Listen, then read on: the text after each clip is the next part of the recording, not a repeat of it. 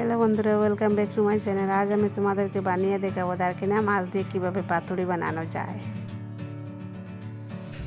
এখানে আমি কয়েকগুলো দারকিনা মাছ নিয়েছি। এগুলিকে ভালো করে ধুয়ে পরিষ্কার করে এগুলোর মধ্যে পেঁয়াজ, কাঁচামরিচ, রসুন, টমেটো, আদা কুচি, ধনিয়া পাতা আর গোলমরিচের গুঁড়ো, লবণ, হলুদ, জিরে গুঁড়ো, মরিচের গুঁড়ো, একটু সরষের তেল, তেজপাতা দিয়ে ভালো করে মেখে রাখবো।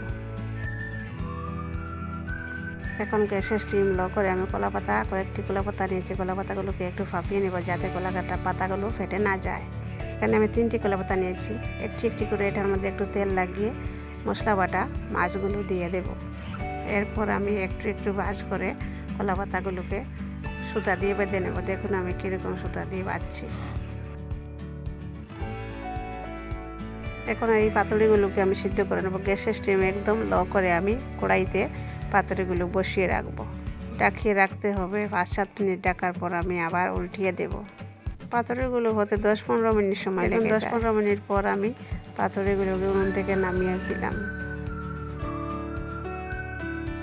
দেখুন বন্ধুরা, আমার পাতুরিগুলো হয়ে গেছে। আমি একটু ভেঙে দেখাচ্ছি তোমাদেরকে ভিতরটা কীরকম হয়েছে। দেখুন আমি একটু খুলে দেখাচ্ছি কীরকম হয়েছে। ভিডিওটা ভালো লাগলে একটি লাইক, কমেন্ট, সাবস্ক্রাইব করে দেবে। Thank you.